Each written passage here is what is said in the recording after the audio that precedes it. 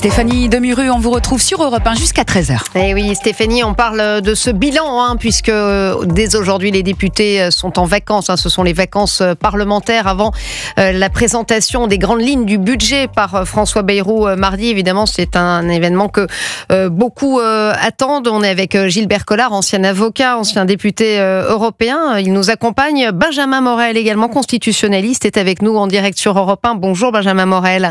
Bonjour.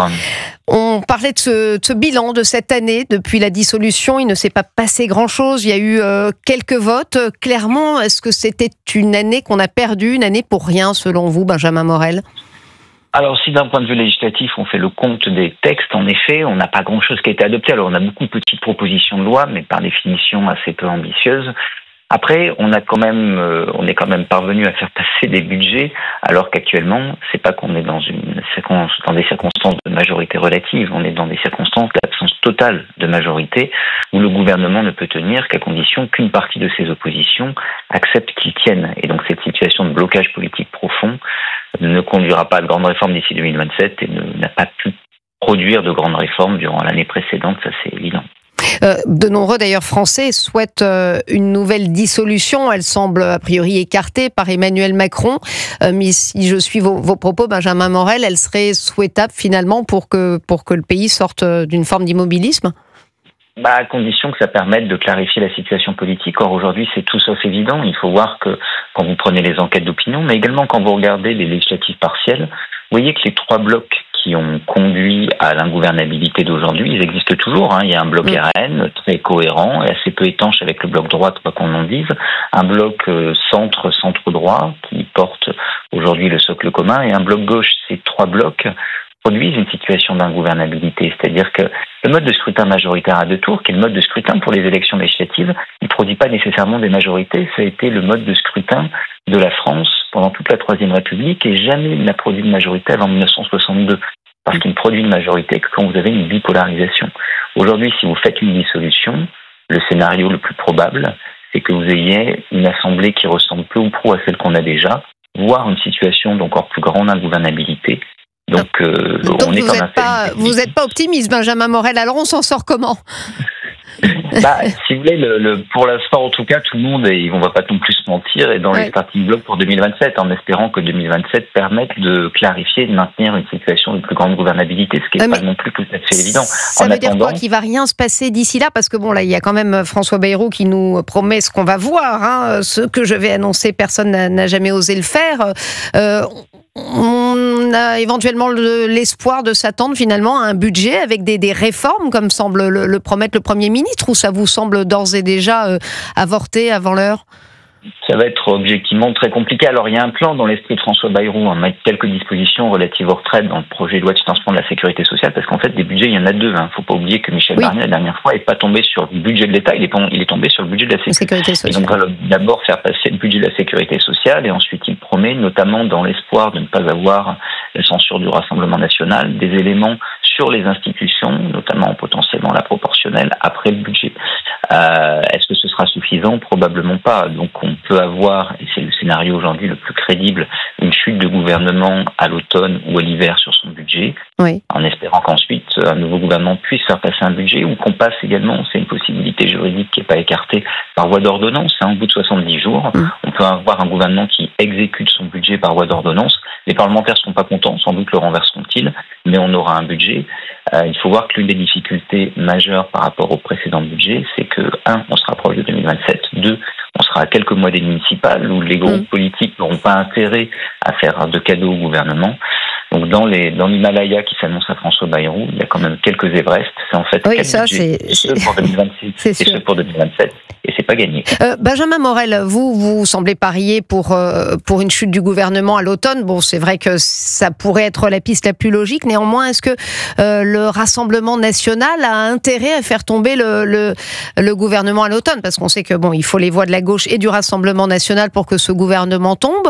Et est-ce qu'il n'a pas intérêt, ce Rassemblement national, à laisser faire le sale boulot finalement des réformes peut-être structurelles, on peut toujours rêver au niveau du budget, et puis finalement revenir assez vierge en 2027? Alors, le fait de faire tomber le gouvernement sur le budget n'entraînera pas forcément de l'arrivée au pouvoir du Rassemblement national. Donc, ce que fera François Bayrou, peut-être que Sébastien Lecornu sera amené à le faire derrière. Et puis, encore une fois, il y a ce scénario du budget qui passe par ordonnance et qui, in fine, on a fait le gouvernement, mais on a quand même un budget. Après, le RN, si vous voulez, l'électorat RN réagit à deux stimuli. Le premier stimuli, c'est l'appel de la victoire. Quand il croit dans la victoire, eh bien, il a tendance à se mobiliser. Or, c'est un électorat très abstentionniste, et donc à partir de là, il faut le mobiliser. Le deuxième stimulus, c'est lorsque, il y a une montée de pression, une forme de colère qui le conduit à dire, là, il faut quand même y aller, il faut quand même se battre. Or, la situation économique, c'est que si le Rassemblement national, qui plus est en difficulté par rapport à la tête d'affiche qui sera lancée en 2027 pour des affaires qu'on connaît, si le Rassemblement national donne le sentiment de collaborer à la mise en place d'un budget qui va être un budget d'austérité, il ne faut pas non plus la sentir, ça risque d'être très mal pris par son électorat. Donc il a clairement plus intérêt, surtout l'avant-veille de municipal, à jouer la surenchère et à appuyer ses positions, à défendre le pouvoir d'achat de son électorat, ce qui ne plaît clairement pas pour faire passer le budget. Merci Benjamin Morel de nous avoir apporté votre éclairage expert sur cet aspect des institutions, on le voit, qui apportent beaucoup de contraintes, évidemment. Gilbert Collard, vous qui avez évidemment le regard peut-être plus terre à terre, forcément, par essence, c'est vrai que c'est beaucoup ce que reprochent les Français peut-être à nos politiques. Tout est fait dans l'intérêt des uns, dans l'intérêt des autres. D'ailleurs, on entend régulièrement à droite, notamment à l'UDR, qu'il y a eu une forme de déni démocratique. On se retrouve avec des coalitions un petit peu contre nature, parfois. C'est votre sentiment également ? Oui, moi, alors je précise quand même que j'ai été élu député à l'Assemblée nationale 2 fois. Ce n'est qu'après que j'ai été élu député européen. Donc j'ai une bonne expérience de la vie parlementaire. Je suis d'accord avec tout ce qui a été dit. J'insisterai simplement sur le fait qu'il y a dans l'électorat une colère sourde. On l'entend partout. On l'entend partout, dans les commerces, dans les taxis, dans les bistrots, dans les restaurants, chez l'opticien. Partout les Français où on peut aller, voilà, les Français en ont marre. Les Français sont arrivés à un point d'exaspération dont on peut dire qu'elle est étonnamment et peut-être même dangereusement silencieuse. C'est-à-dire c'est-à-dire que, vous savez, c'est comme avant l'explosion d'un volcan. C'est le grand silence, quoi. Vous savez, ces moments où les oiseaux se taisent, le monde minéral se tait, voilà, c'est le grand silence, et puis d'un coup, il y a l'explosion. Bon, alors je pense qu'ils attendent peut-être aussi ce budget pour voir quelles choses ils vont être mangés, parce que c'est vrai que c'est un petit peu la question du moment qui inquiète beaucoup, quand même. Franchement, je crois que les Français n'attendent plus rien. Voilà.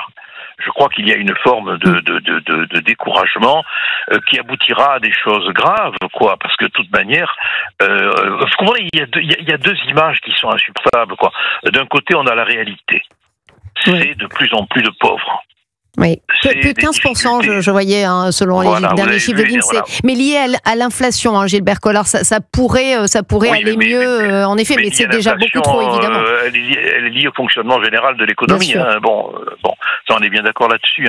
Et alors, on a cette misère, quoi. Et puis de l'autre côté, on a un président de la République, Offenbachien, qui se produit sur la scène internationale, dont on se dit qu'elle est un théâtre narcissique pour lui.